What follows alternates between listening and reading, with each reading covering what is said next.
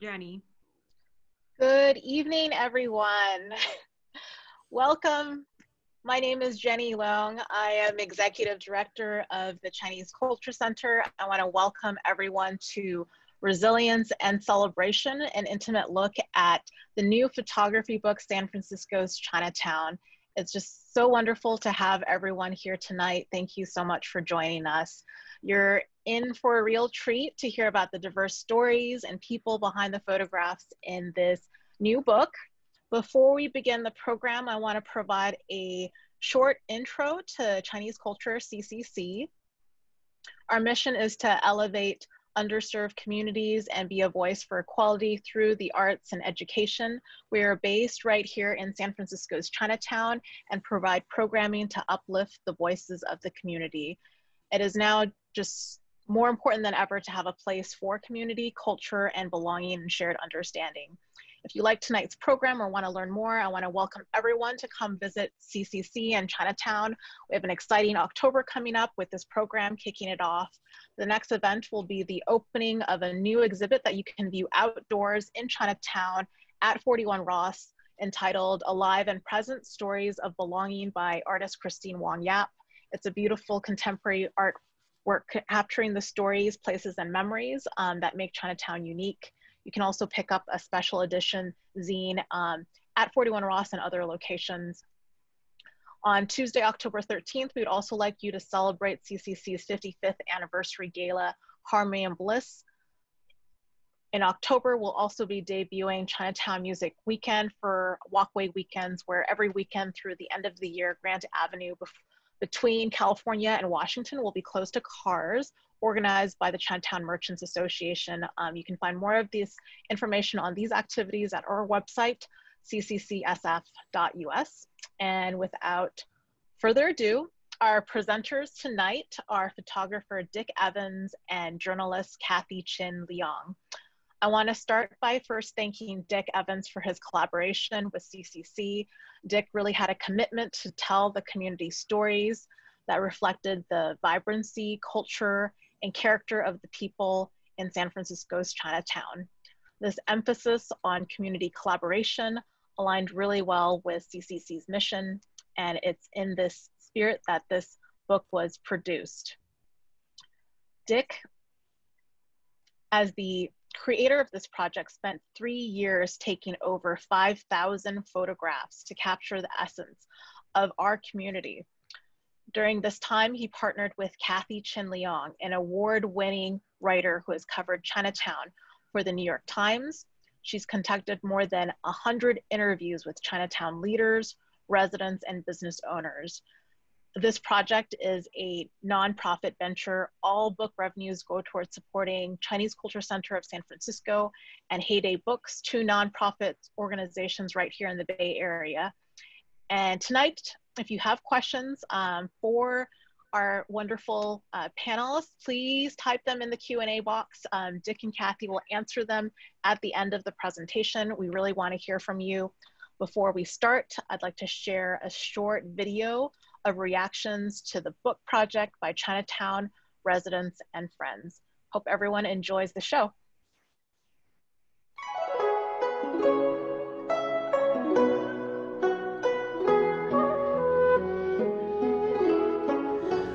When I first got asked by CCC to participate in something so amazing, I feel so honored because they picked me, and I'm kind of glad that because I'm bilingual and I know a lot of merchants in Chinatown. So the whole process is very smooth, and I explained to them that Dick Evans is a well-known photographer, and in his eyes to see Chinatown is quite different. Seeing this book make you want to come back to Chinatown, although some business will never be there again, but you're seeing all these people, the lives of the Chinese people, the community, the tradition, and all those things really, it's like a little village, and we started like, you know, being united, and the community is very strong. We never see the vibrancy like how Dick Evans see it through his lens.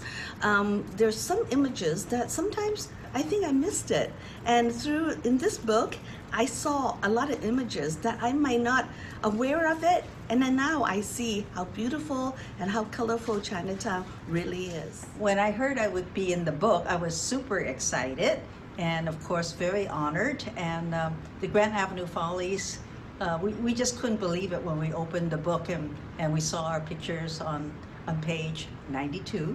And it's very exciting because most of the Follies actually grew up in Chinatown, so it was so nice. I really connect to the chapter that you talked about, the single room occupancies, because you talked about how the ladies would go downstairs at 5 o'clock, bring their shopping baskets and go up to Stockton Street to pick up vegetables and bargains, because my godmother used to do the same thing. And I actually used to go up to Stockton Street with her, and it is an experience, or was an experience that I will never forget. And you actually brought me back those memories, so I am very thankful for that. This book will really, we hope, will bring together people and the community together to celebrate the vibrancy, the culture, and the history of San Francisco Chinatown. Not very many people know that San Francisco Chinatown is a living, breathing community. There are people that live here, there are small businesses, and it is a very vibrant community.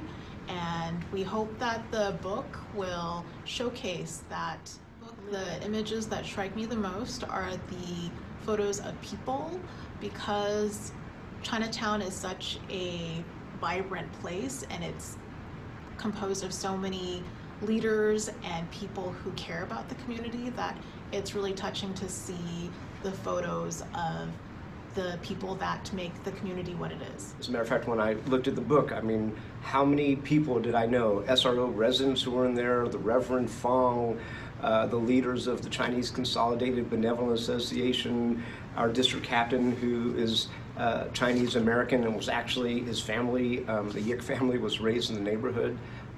I just have to say, the book, because it really addresses every aspect of the community in a way that is not superficial, I think it's going to be a source of pride for Chinatown. But Chinatown is a remarkably resilient community, and as is set forth in the book, I mean, whether it was the ghettoization period of the 1800s and the paper sons and paper daughters, or its resilience after the 1906 earthquake. So the Chinatown community, it's in San Francisco, it's actually very unique in that it's really grounded in the people and the merchants and the nonprofits that have developed over the years in Chinatown. And the book really shows that kind of relationship and really grounded in displaying the people who are the essence. One thing that captured me is the fact that every single picture is mostly of people. I think a lot of people find beauty in nature, in paintings and all, but for me, I think people is really the spirit of this community, and to highlight people doing day-to-day things, just walking down the streets or managing their own business, that is beauty for me. My first reaction to being invited to participate in the Chinatown book, I'm super excited and I feel thrilled. My first reaction to the book is I feel this is a compass for the future, that connecting the past and current and our future generations. To understand this, there's a shoulder they're standing on, the generations of immigrants that's working very hard to establish and build this heritage we're feeling proud of. Besides my daughter's picture, the face-changing one, that reminded me of a very enjoyable dining experience in Yuan, the restaurant. That was actually where I met the performer, and actually I invited him to one of my company's Chinese New Year event to perform. And that's where actually I met Deck, who took the picture of my daughter. Aside from walking through Chinatown, this is the next best thing. It's like a walk through Chinatown. Everything about Chinatown, so colorful. The true life and the true flavor of Chinatown is in this book.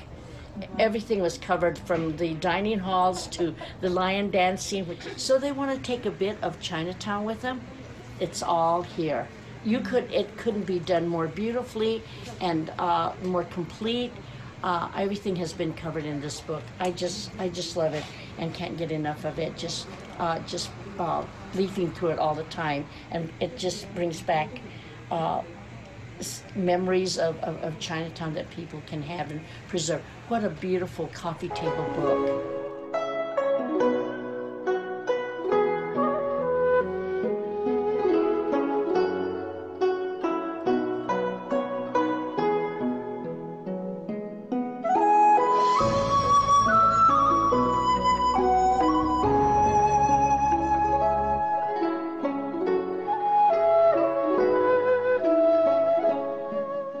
This says 旧金山中国城 San Francisco, Chinatown.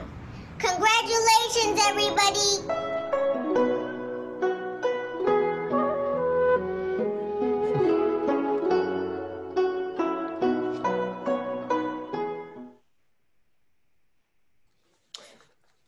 Hello, this is Dick Evans. Thank you very much for joining us.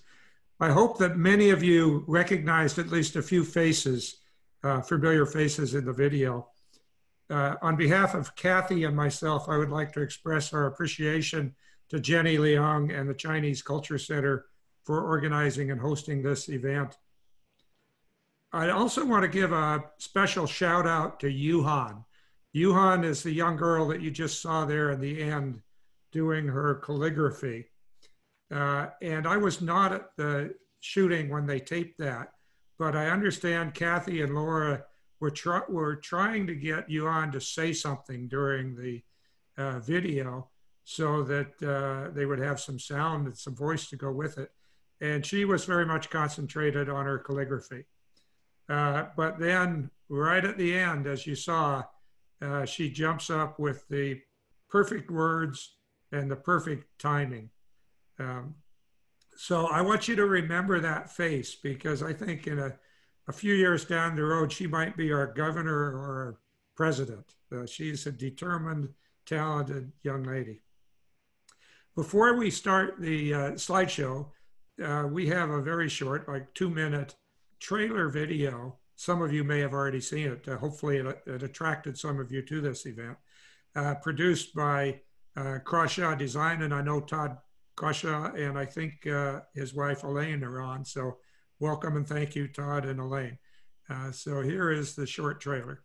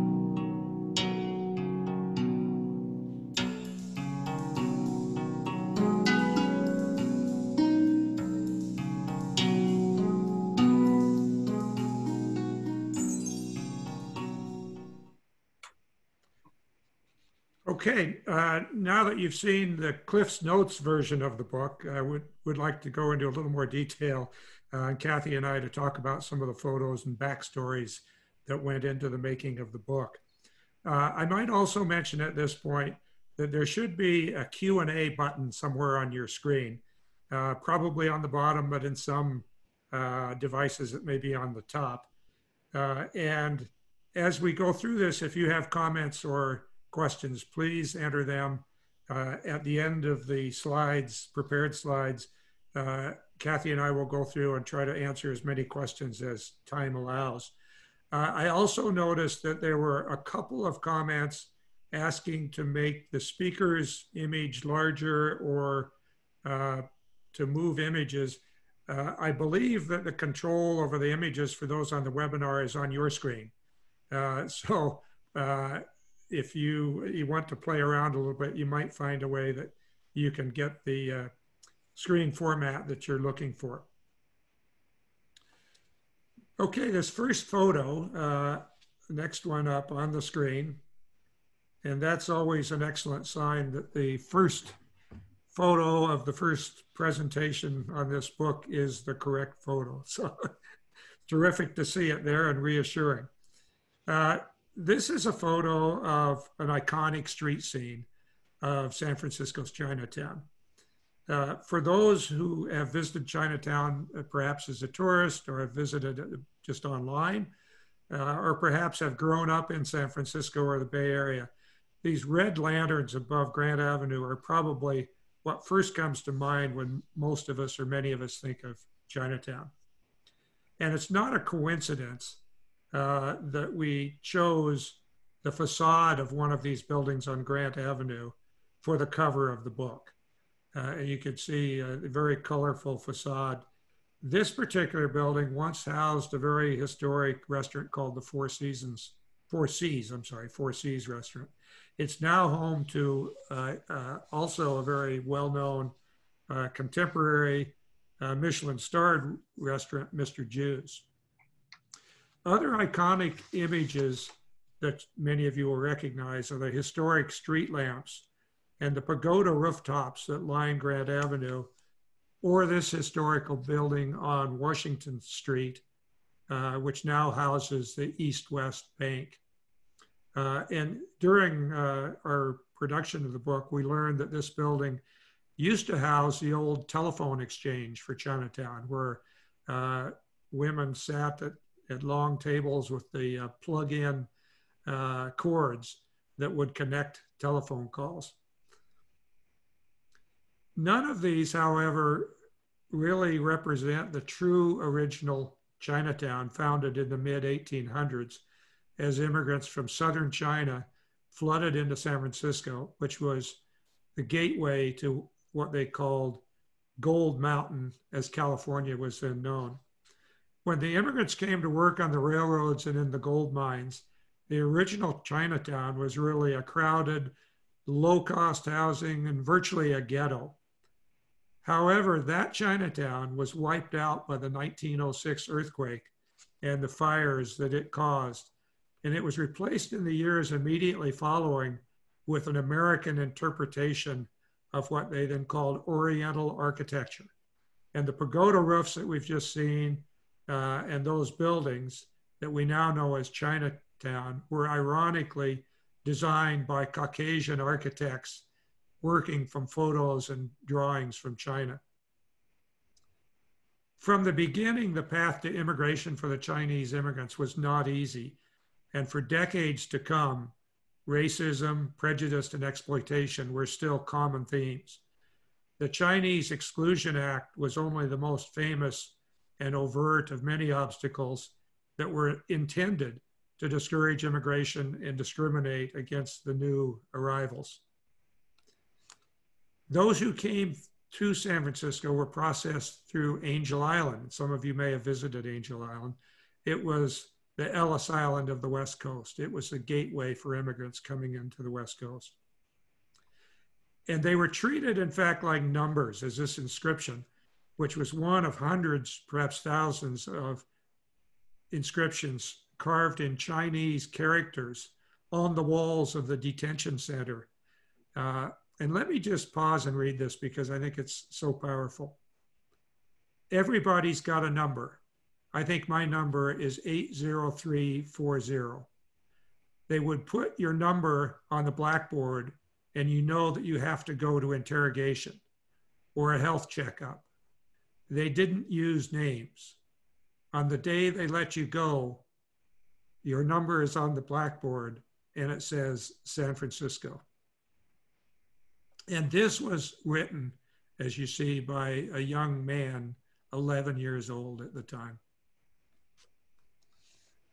As dramatic and challenging as the first century of Chinatown was, like any community, it's continued to evolve.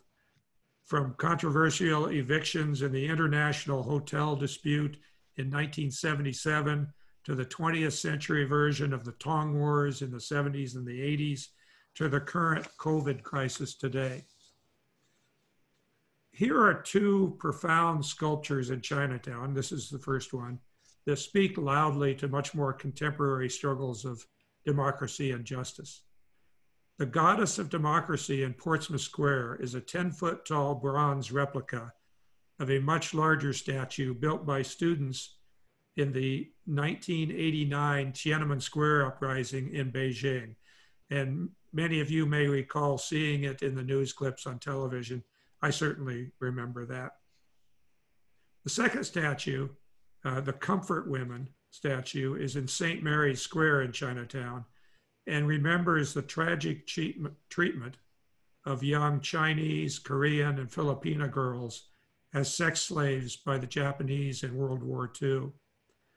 This statue, when it was unveiled, created quite a stir, in fact, caused a severe fallout with San Francisco's sister city, Osaka, Japan, because of the issue that it was raising.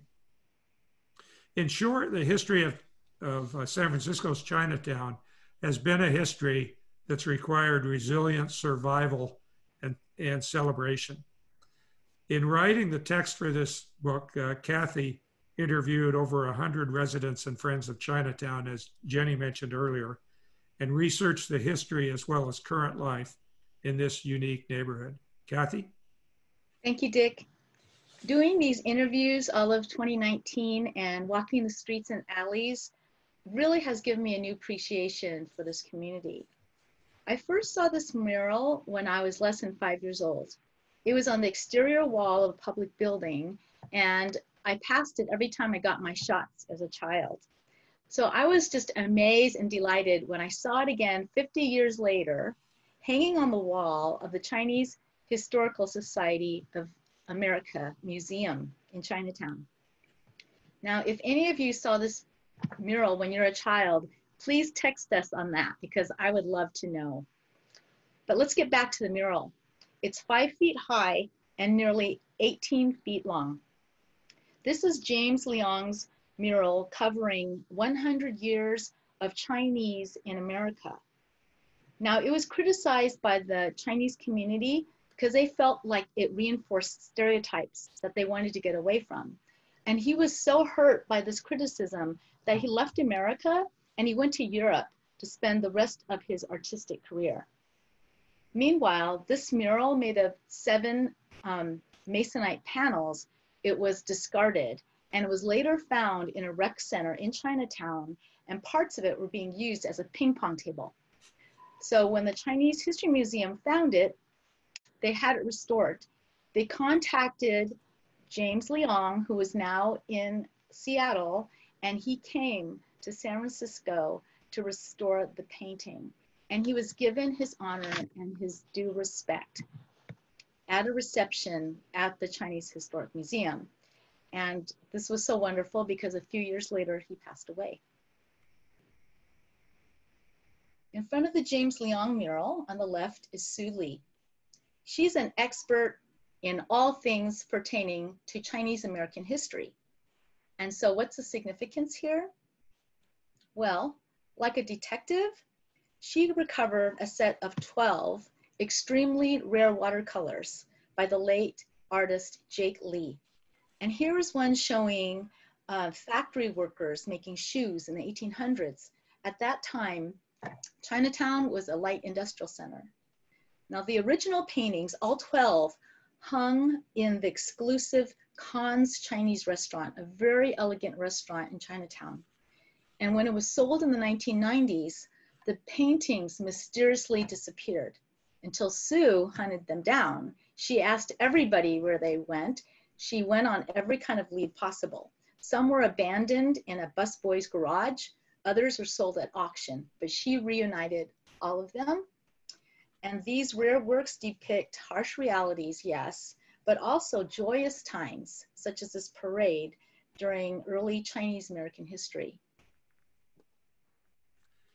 Kathy mentioned Khan's restaurant, and I imagine some of you may remember Khan's. We were living in the Bay Area in the 1970s, and I certainly do. If we brought our family, we were living in the East Bay, and if we brought our family into Chinatown, we would usually go to the Empress of China. But if we had important business guests or visitors, we would take them to Khan's for a very nice dinner. A shared history, the shared history of Chinatown led to a shared culture. And the biggest cultural event of the year is, of course, the Lunar New Year celebration. It's now a destination tourism event, and the week-long celebration, capped by the parade, is attended by hundreds of thousands of people annually. Lions and dragons abound in the mile-long parade, accompanied by floats and stilt walkers. In this next photo, you'll see a couple of the stilt walkers. These particular young men are from the West Portal Elementary School, dressed in Monkey King costumes. They've been participating for many years, the school has, and this young woman as well. Good luck gifts are distributed during Lunar New Year, and these are from 2019, so naturally they're little piglets. But Lunar New Year is not the only colorful Chinese custom or celebration. Others, like the Face Changer show that you see here, or the annual Fall Moon Festival, are also equally bright and vibrant and entertaining. Dick is right. Everybody loves a festival. And up until recently, AT&T Park in San Francisco hosted an annual Bruce Lee tribute night. It consisted of Kung Fu clubs performing, movie clips of the icon aired on the big Jumbotron, and Bruce Lee baseball souvenirs sold to the public. Today, if Bruce Lee was alive, he would be 80 years old. And this is very important because before he came on the scene in the late 60s and early 70s, Chinese males had no role models. On movies and television, they were cast as extras. They were houseboys, evil emperors, or disposable railroad workers. White people played Chinese with taped eyes or spoke English in stereotypic Chinese accents. But Bruce Lee changed the life of this man on the left, Jeff Chin. When he was a boy, he was picked on because he was Chinese, and he wished he was white. Then one night, when he had a very difficult day, he looked at the poster of Bruce Lee on his wall, and he sensed that Bruce Lee was talking to him and telling him that there is hope. And he felt very encouraged by that poster and sensed that there was something to look forward to. From that day on, he told himself and he told Bruce that he would make him proud. Since then, Jeff has become one of the world's leading collectors, if not the leading collector, of Bruce Lee memorabilia. He has more than 10,000 items, including the original suit that he wore in the movie Enter the Dragon. Portions of his collection have traveled to museums all over the world, including the Smithsonian Museum in Washington, D.C. Now today, Jeff continues to master Kung Fu under Sifu Francis Durr, founder of San Francisco Wing Chun. Francis also happens to be my cousin, who often tells us that his father, Ben Durr, used to spar with Bruce Lee as a teenager. We're here now at Skylon Memorial Park, in San Mateo, and I would call it the Ritz-Carlton of cemeteries. Every year, Taoist priests and families come by the busload to honor Qingming, a holiday to respect dead ancestors. Dick and I got a tour of the manicured premises on a golf cart.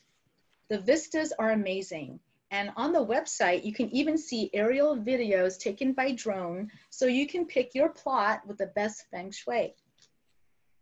Now, during Qingming, families burn fake money as a symbol for relatives to use in the afterlife. At this cemetery, Qingming is celebrated with a free lunch for all, entertainment, and even goodie bags for the children. What a contrast. In the 1800s, Chinese could not be buried in the same cemeteries as other races. They were pushed outside of San Francisco to the worst locations. But today, there's total freedom to choose where you want to be buried and even design your own headstone.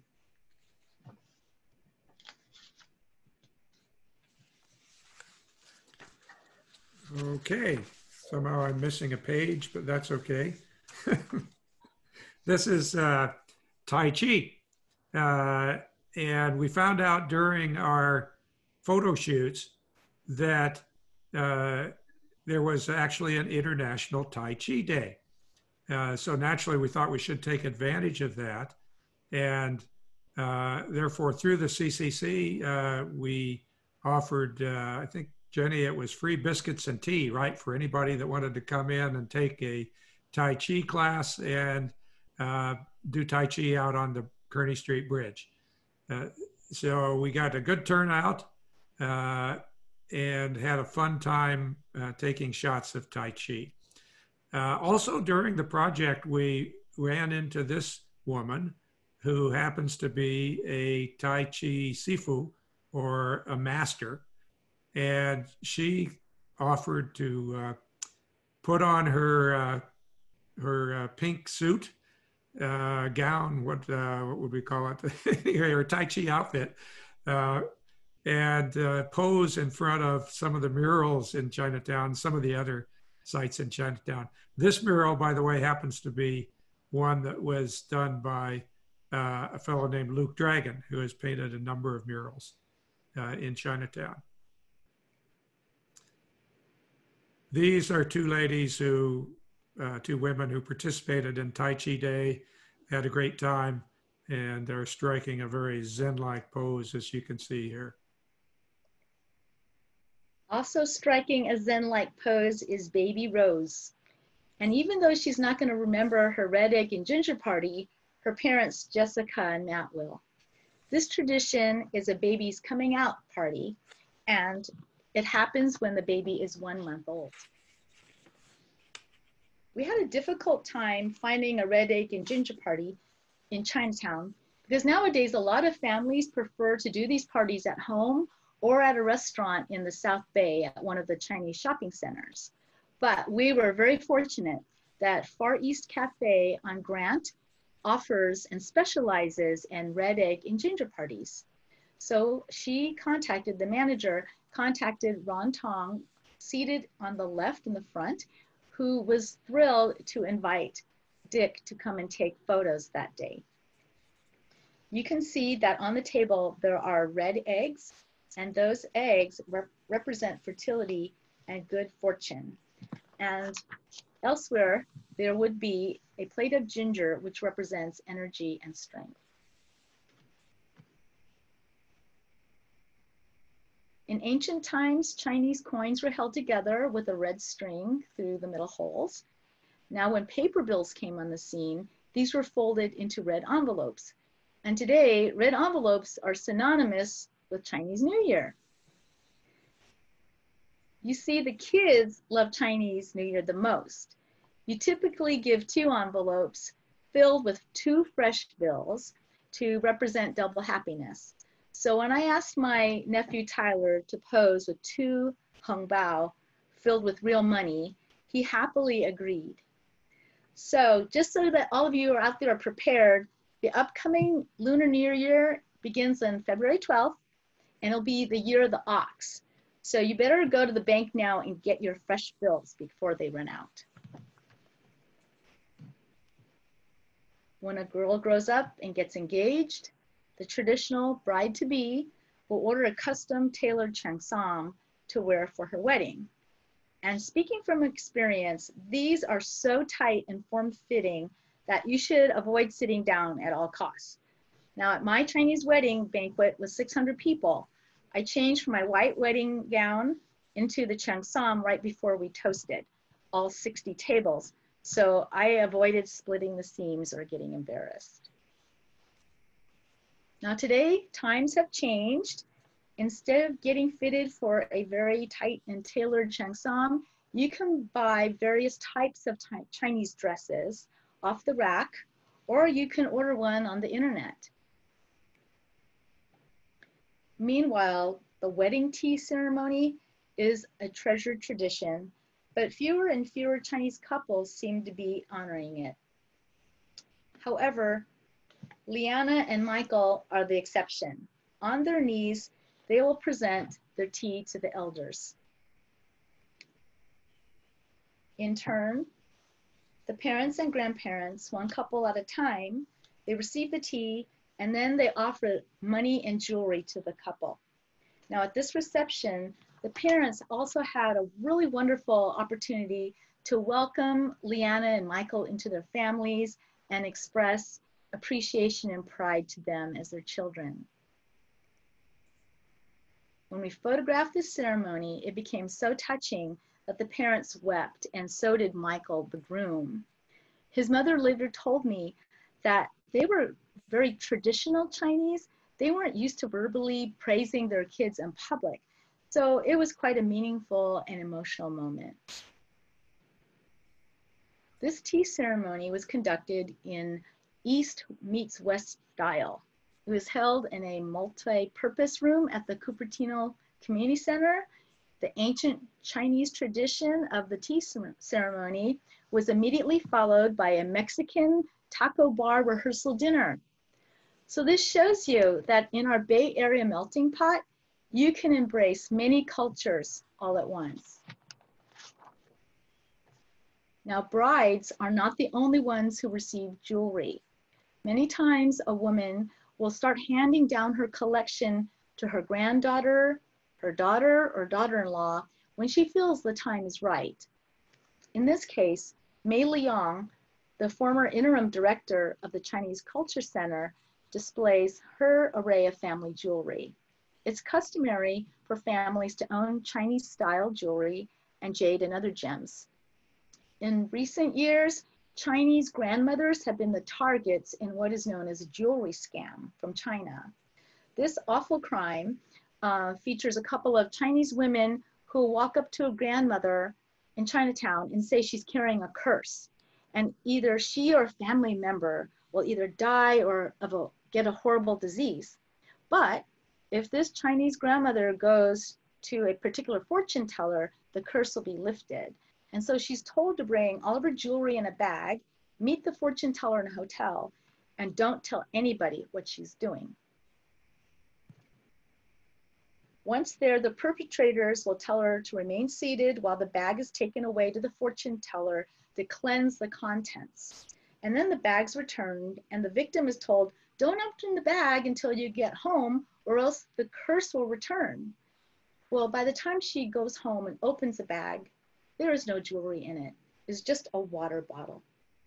For now, the scam has left Chinatown, but it's been known to surface in other large Chinatowns in North America. In this photo, you see dragons and other creatures that symbolize power and strength, health and wealth. It's molded into the gold.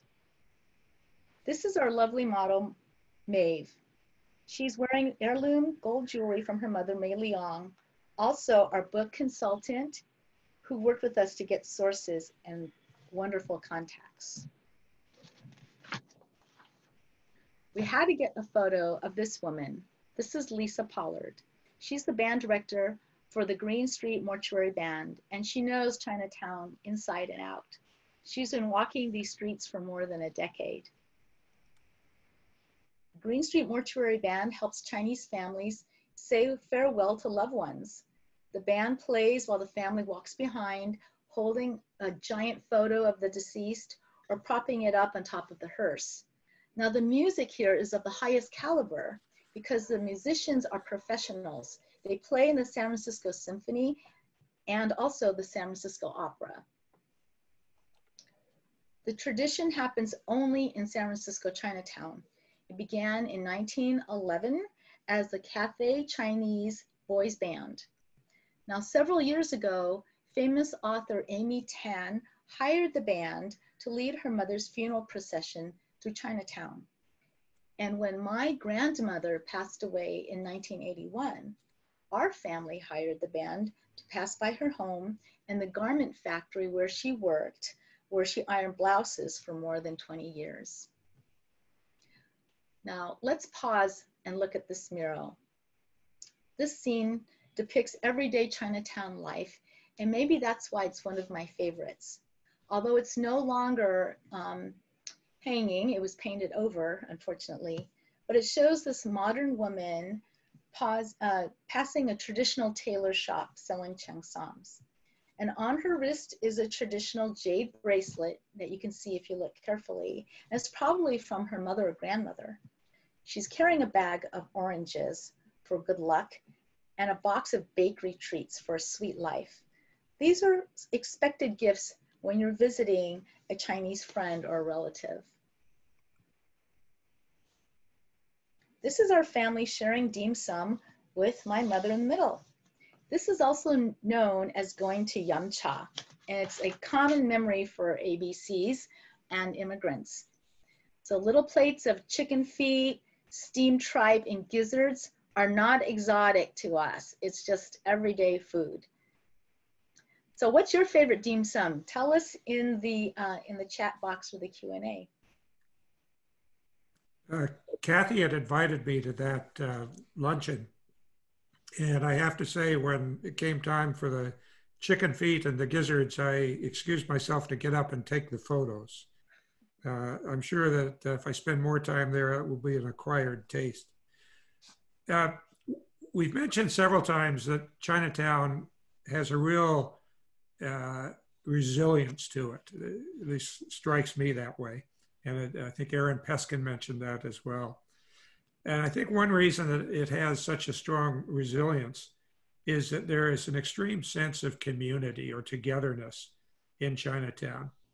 And it adds, I think, to the survival of that community. There are many nonprofit community focused organizations in Chinatown. And in fact, I think there are more nonprofits per capita than any other neighborhood in Chinatown. I'm sure it is. The Chinese Culture Center is shown here, which of course is our partner in the book. And they have been a fantastic partner working with us throughout the production of the book. Another way to sense the community is to walk through Portsmouth Square, which is the oldest plaza in San Francisco and also known as the heart of Chinatown.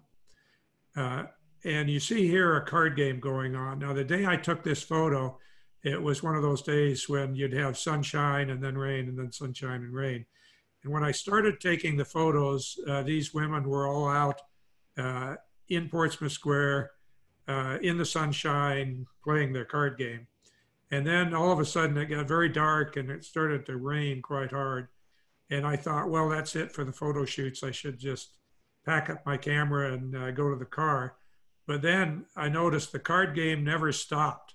It just moved. Everybody held their own hand of cards. They pulled out their umbrellas. They moved over to the overhang of the gate to the bridge, and the card game continued. Also, near Portsmouth Square, on Saturday mornings, you'll find benevolent family associations hosting mahjong and cards in their buildings. I think a proud community spirit also comes through when you are exposed to the annual Miss Chinatown USA pageant and crowning event. You might ask yourself, why is there a separate Miss Chinatown USA pageant? And the answer is that for decades, Chinese American young women were openly and secretly excluded from the broader Miss America and other similar pageants. This has changed now, but the Miss Chinatown tradition has carried on. Current contestants are not only judged on poise and beauty, they are also judged on achievement and contribution to the community. For example, this is Miss Chinatown 2019, Catherine Wu, who devotes time to Chinese bilingual education that you saw in the previous slide, but is also an Olympic level archer. And unfortunately, of course, the Olympics were canceled and she never had an opportunity this last year. Here's a picture that I have to say is not in the book, although it's one of my favorites and I wish it was in the book. And the reason that it's not in the book is we could never locate and determine who the little girl is. So that's why I put it in the slideshow tonight. If anybody knows who this young woman is, if you'd please let the CCC, the Chinese Culture Center, know or let us know on the chat. We would love to find out and get permission from her parents. And if we do a second edition to the book, which I'm optimistic we will, then we will find a way to get her picture into that second edition. So please help us out. This was taken at the 2019 Miss Chinatown pageant at the Palace of Fine Arts. And we would greatly appreciate finding out who she is so we can use her in the second edition. Now, I mentioned the reasons why there is a separate Miss Chinatown pageant, and the same reasons of exclusion and prejudice are the reasons why you see Chinatown having its own playgrounds, as you see here, its own YMCA, as you see here, because in decades past, the Chinese citizens of Chinatown were not welcome to YMCAs elsewhere in the city. Of course, this has all changed for the better, but it's still a very strong reminder of the past to see that there are a YMCA, the local playgrounds, and the Chinese hospital in Chinatown. Kathy, I think it's over to you. Yeah. You know, I'm really glad there's a YMCA that offers a safe place for children and adults, because life is really hard when you're living in a home the size of a closet that's shared with 4 or more people. So welcome to single renter occupancy, or SRO living. Here, with no access to washers or dryers, you hand wash everything and you hang your clothes out to dry. You have no place for the kids to play or to do homework, and you have to line up to share kitchens and restrooms with your neighbors. Now, one of the heroes of Chinatown is Reverend Norman Fong, and if you're out there, we say hello to you. He's a rock musician and the former executive director of the Chinatown Community Development Center. Raised in Chinatown, he knows firsthand what it's like to get evicted. He experienced this when he was a teenager, when he and his family were evicted from their apartment. And ever since then, he's been an advocate for renters' rights. When I asked him how many times he's been thrown in jail, he said, I can't remember how many times. He just keeps going and going and standing up for people who don't have the voice to speak up for themselves. On the day of the photo shoot, Norman arranged for us to visit the various SROs, and a young woman came up to him and asked him to visit her grandmother. Grandmother was so sick and lived upstairs, and there's no elevator in these places. She was so sick she could not walk downstairs to get to the doctor, but she wanted Reverend Fong to visit. So he went up to visit her, and we followed politely, and he walked inside and put his hands over her hands and uttered a very sweet, very soft prayer for her. And Dick and I had the privilege of being able to stand outside that apartment and take a picture. So it was a very precious moment. And I think that's why that's one of my favorite photos. Okay, this is when I feel really old. I would love to be this young again and to be on a dragon boat racing team. On this day, it was cold and it became rainy on the day of this photo shoot. We sat with the kids inside the boat as it rocked, and my notebook was getting saturated with raindrops, and Dick almost lost his camera. Do you remember that, Dick? Yeah, I do.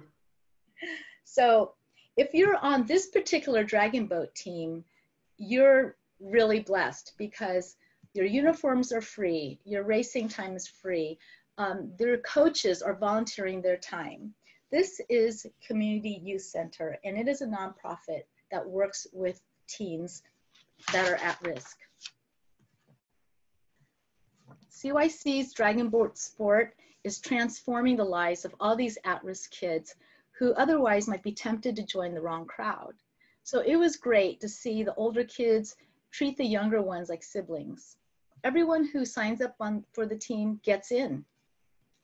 Now this is Bella Chen, and she admits she was totally unathletic before joining the team. But now she's a team captain, and she says that the racing has honed her leadership skills and boosted her confidence, which is great to see. Now, in my youth, I must admit I was ashamed of Chinese ways and culture. But today things are so different, and many Chinese kids are so proud of being Chinese. That's wonderful to see.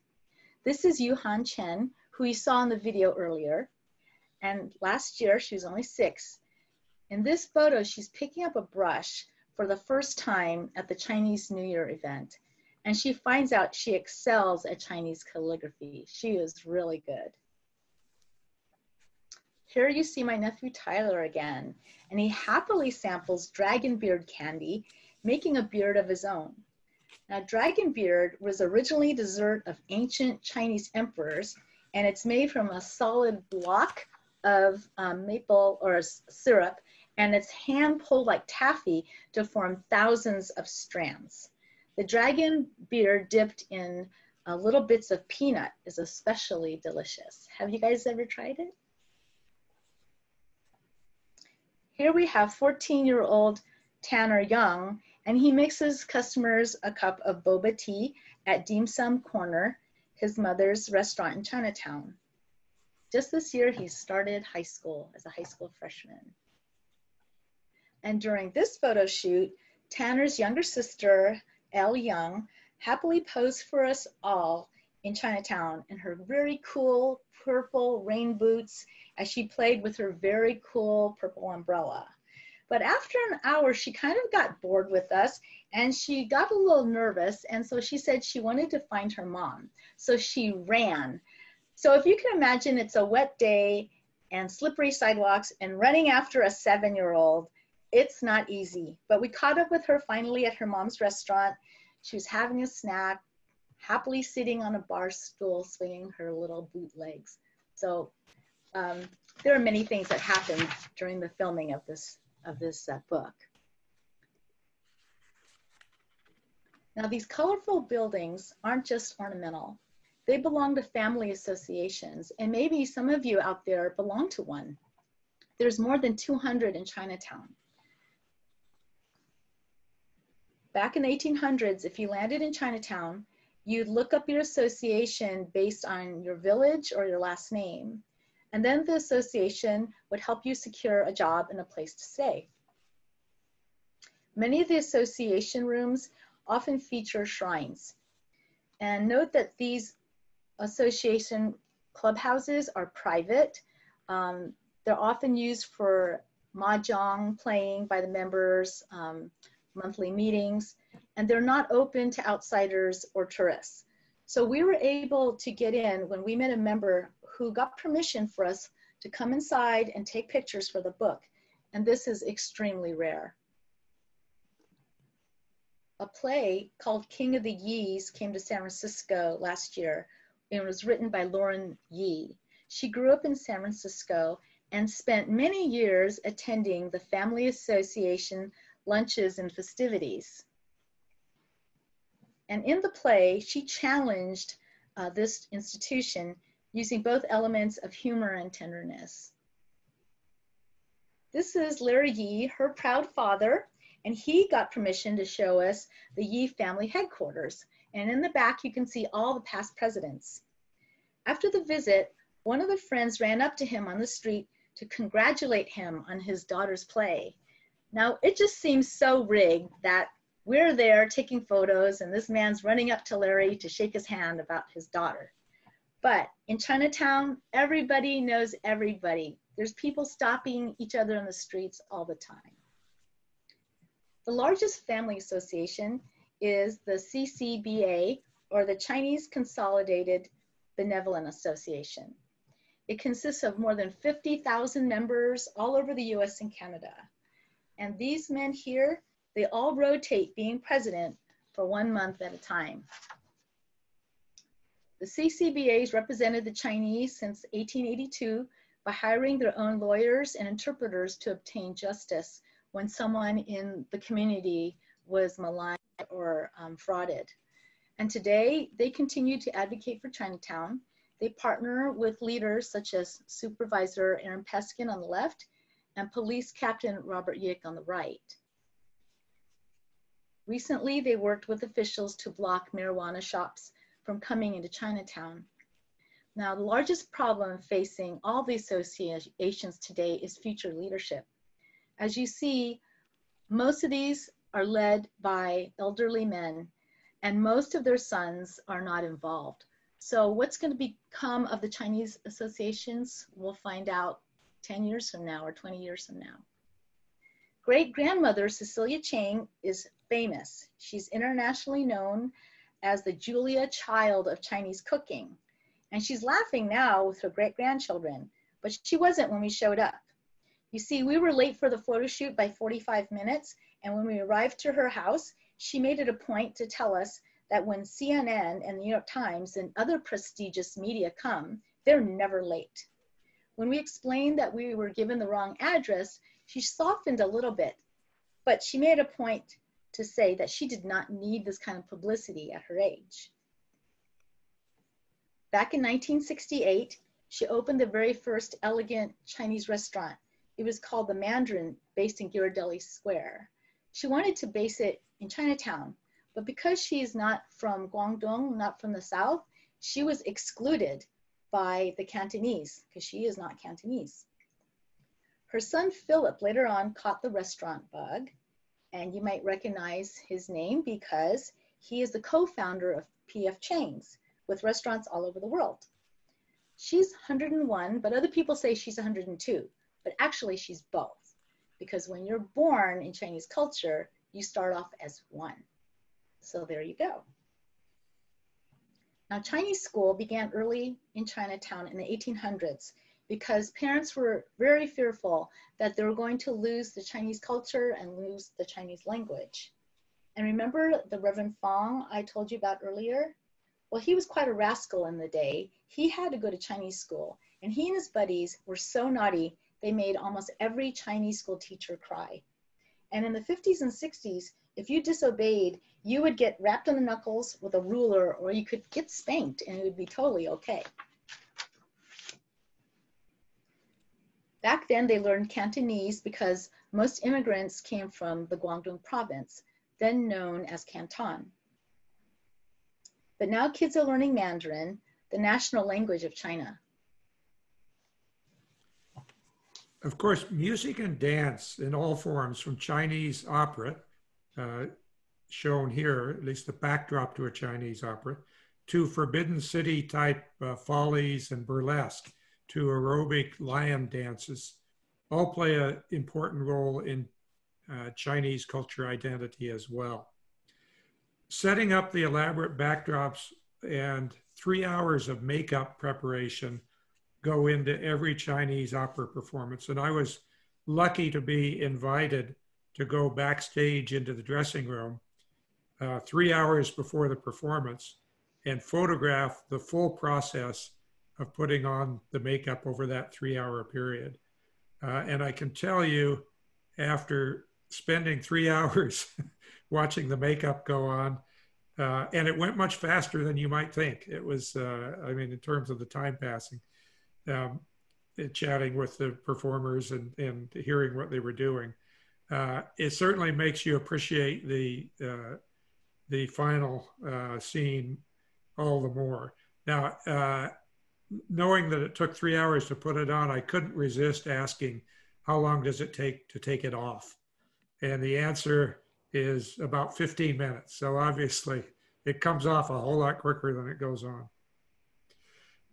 Equally entertaining is a troupe that's appropriately named the Grant Avenue Follies. And you saw the founder, Cynthia Yee, in that little Voices of Chinatown that we played at the very beginning. She founded the group to celebrate and recreate the golden age of burlesque in Chinatown. And what makes it special is she recruited the same dancers, now who are mostly in their 70s and 80s, to put it together and put on these highly entertaining benefit events for veterans and other good causes. The performers are still graceful, rhythmic, and energetic, and I think are a tribute to the lasting benefits of dance. As you just saw in the last couple performers, we should all look so good. Now, the Grant Avenue Follies practice several times a week for 3 hours at a time, and that is a lot of cardio, so maybe not for me. But here is lion dancing, and it looks easy, but actually it's not. It's filled with a lot of dangerous acrobatics requiring handstands and flips from one skinny pole to the next. And moving around a 10-pound lion head to mimic a real lion, it's a lot of work as well. If you haven't practiced, your arms will fail you and you won't even last through an entire parade. Here is Corey Chan, and we call him the Lion Head Whisperer. For over 40 years, he's been restoring damaged lion heads and gives them back their roar. He is simply self-taught. He replaces the eyelid strings used for blinking, he glues on new fur, and paints over scratches until the lion looks like new. After the repairs, says Corey, new memories come back to the lion. Aren't these stunning? It was fun to see his garage. That photo was taken in his garage and it's filled with lion heads. I don't think he has room for his cars there.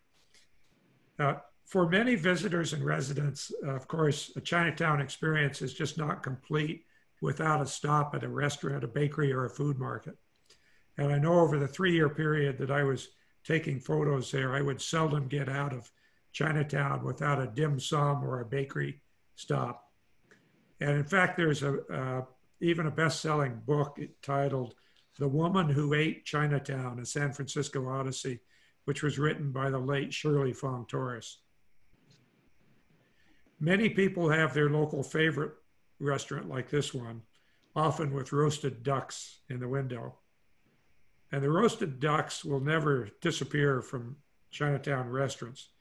But some new restaurants are creating a much more open, lighter dining environment and ambiance. One of the vanguard of the new restaurants is China Live under chef George Chen.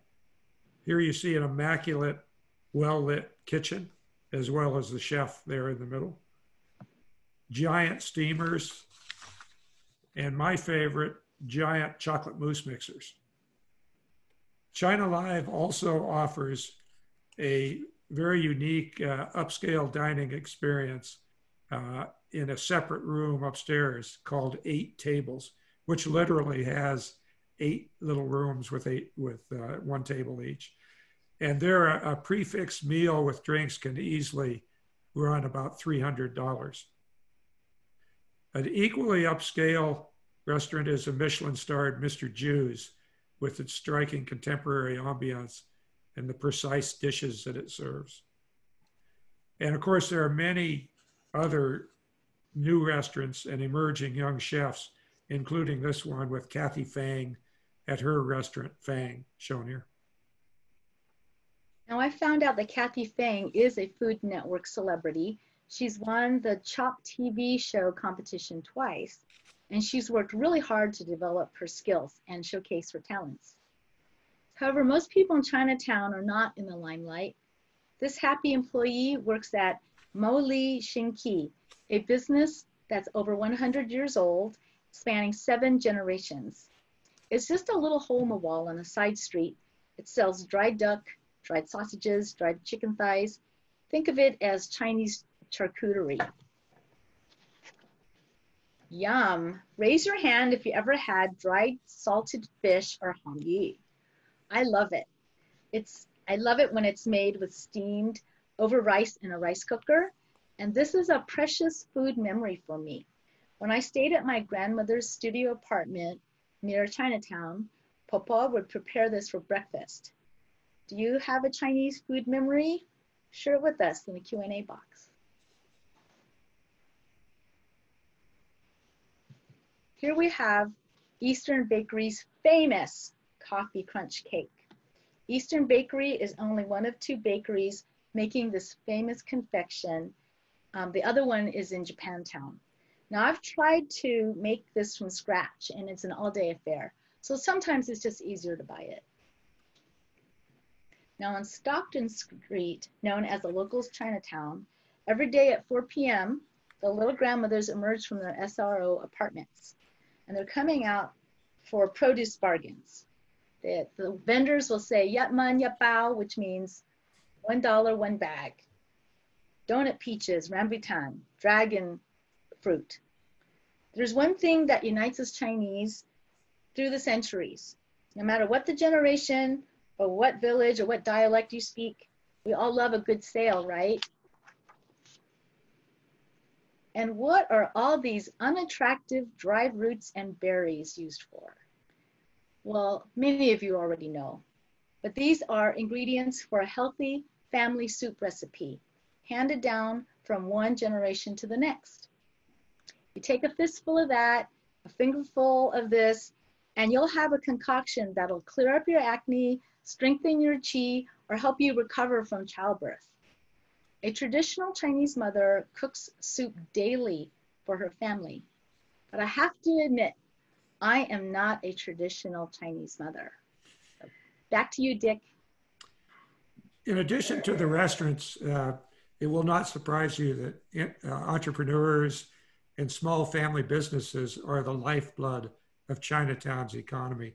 And I don't think anyone is more entrepreneurial, harder working, or determined than 82-year-old Tain Chen, who founded, owns, and operates the Walk Shop on Grant Avenue. Even during the recent COVID shutdown, when I contacted her, she was working 6 or 7 days a week, handling online orders and keeping the lights on. You saw her in the opening clip. The variety of small businesses in such a compact space is legend, from an herbalist to florist to dress designer to studio photographer and acupuncturist. In fact, if you think about it, it's everything that a community needs to be self-sufficient, because throughout Chinatown's history, as we've talked before, it had to be self-sufficient. Other small businesses cater especially to tourists, like the Kite Shop here, gourmet tea tasting rooms, or a very traditional jade carvings boutique. And similar to the restaurant scene, there's been a recent emergence of upscale, more contemporary clothing and gift shops, like the gift shop here at China Live, created by Cindy Chen, George Chen's wife. Or the chic new retail space, Kim plus Ono, which is a clever play on words for kimono. And here, this is Kim plus Ono again, last year hosting a Crazy Rich Asians dress up theme for the Moon Festival last year. Finally, this is the closing image. And it also serves as the back cover for the Chinatown book, as you may have seen.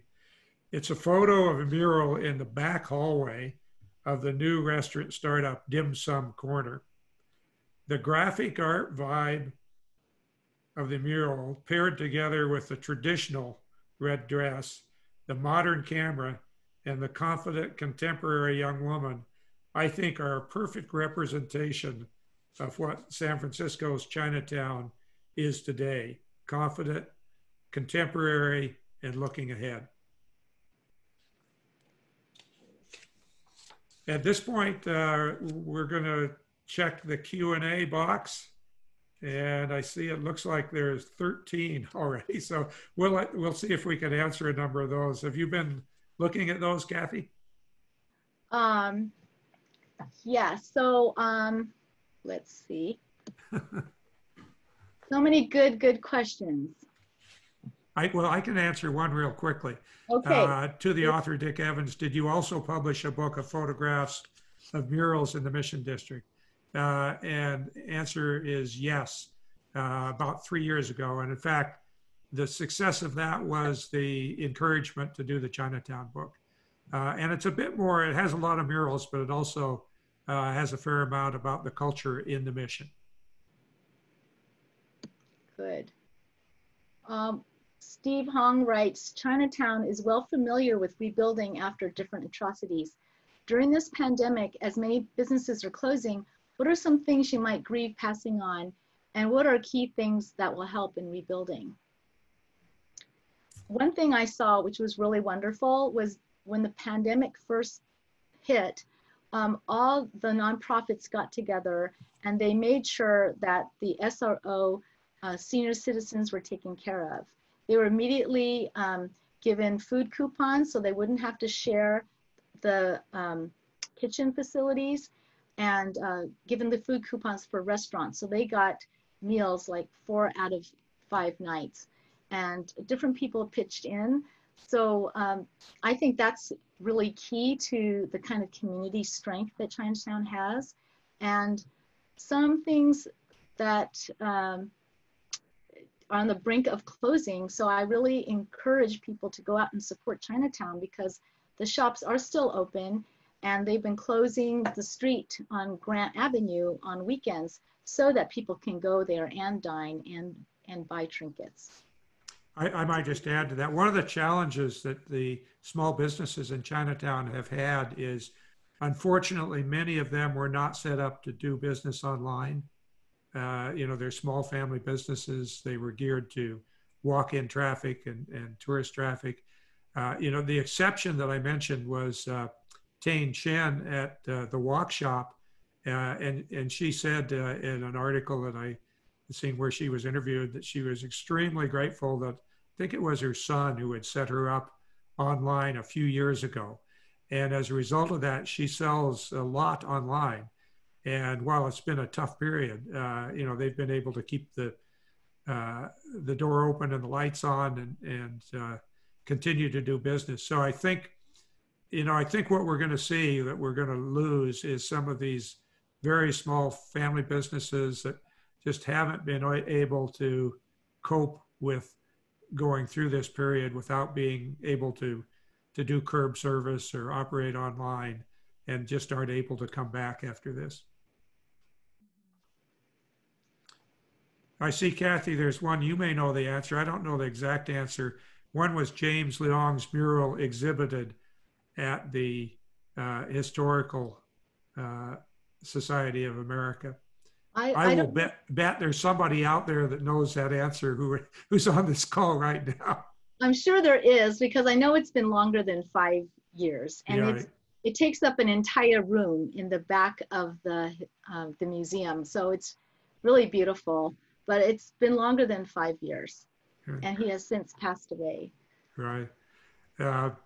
And we like this mural so much. When you see the book, you'll see that Heyday, the publisher, recommended we use it as what they call end papers in publishing. So immediately when you open the book, you'll see the left half of the mural across the first 2 pages, and then the right half across the last 2 pages.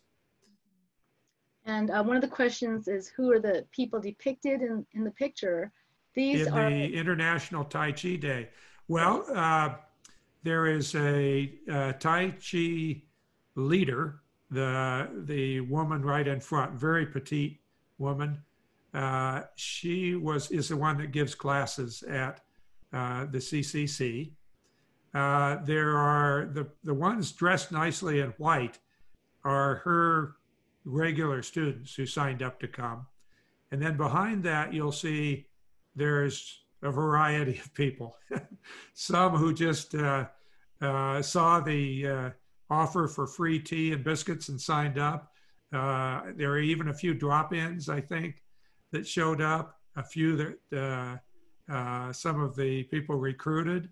I think Kathy's husband's in there, right? Mm-hmm. In the group. So it's was a real mix, and they had a great time. Yeah. One of the questions, you can answer this, Dick. What drew you to collaborating and focusing on San Francisco Chinatown?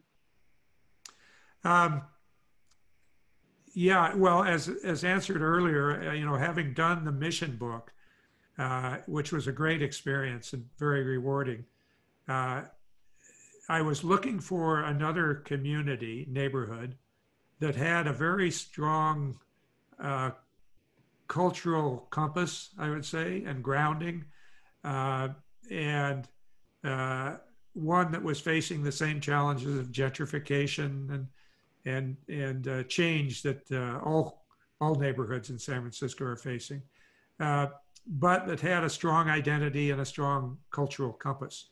And as I thought of neighborhoods that fit, Chinatown came to mind as one.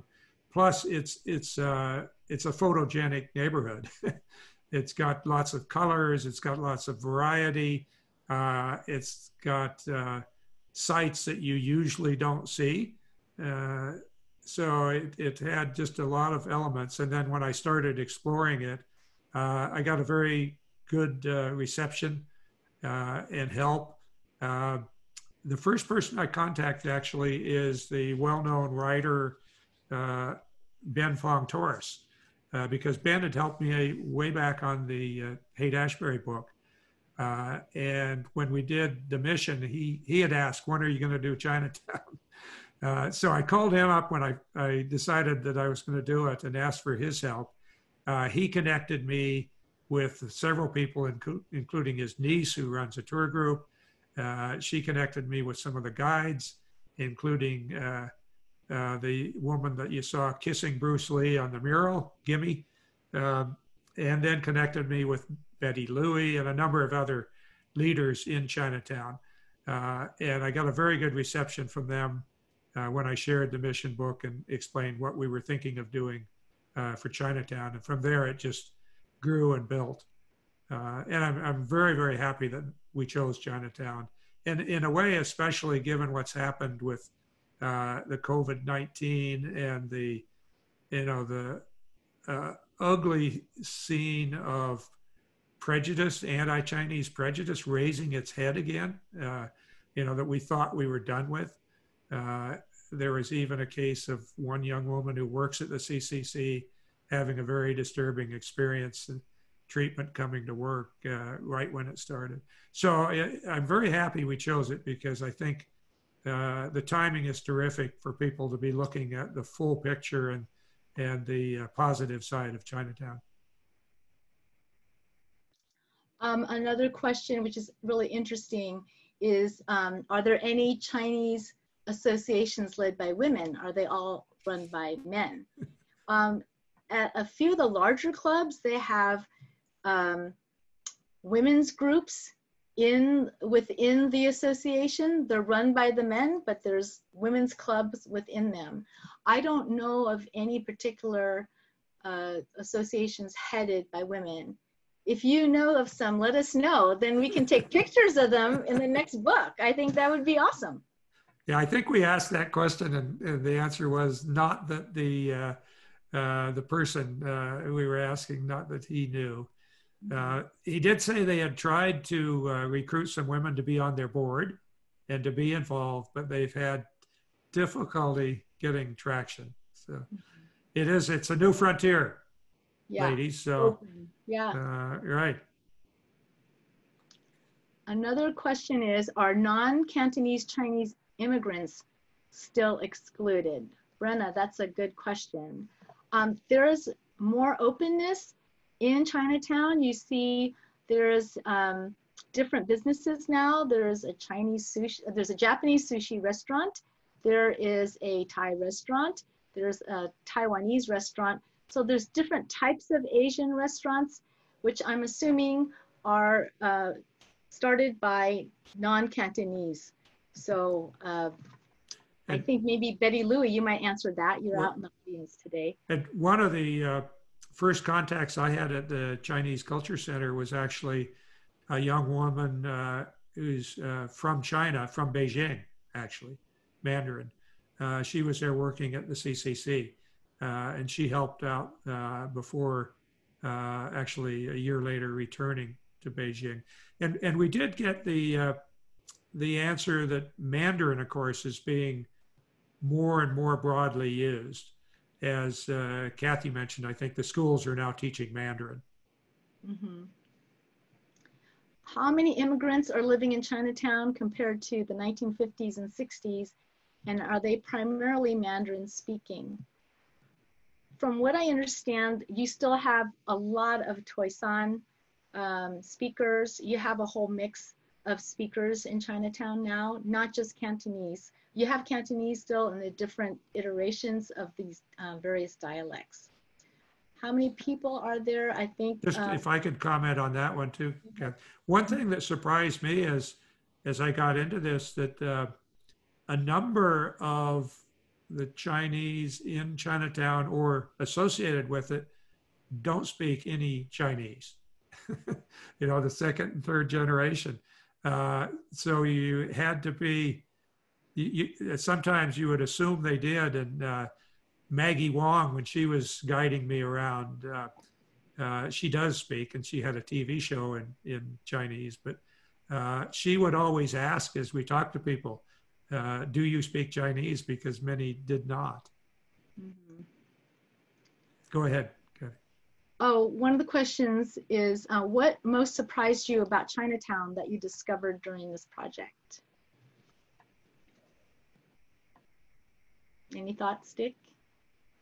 Well, there were, I suppose, a number of things. I knew that it was a densely populated. I really didn't understand the SRO living environment.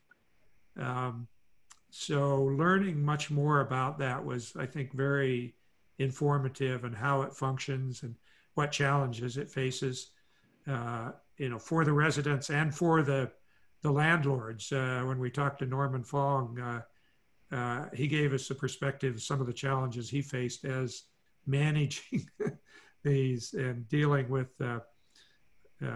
issues, disputes even between residents within them. I'd say another thing that was I'd never heard of, I never expected to find, was the Green Street Mortuary Band. I just had, that blew me away. And then I found a lot of people that knew, you know, anybody that knew Chinatown for any length of time knew the Green Street Mortuary Band. But that was a big surprise. Yeah. I see, Kathy, there's one from anonymous attendee, but a good question. Were there any discussions amongst the writers and publisher regarding Evans being a white person working on a book about Chinatown? If so, please describe. Not really, you know, and maybe the fact that I'd already done the mission book and worked with a lot of Latinx people and putting that together, and the support that we had at all levels in the community. And I think the fact, of course, that Kathy was co-authoring it with me. I did get reminded a few times by people of mispronunciations, of cultural things that I would not have been aware of. But generally, no.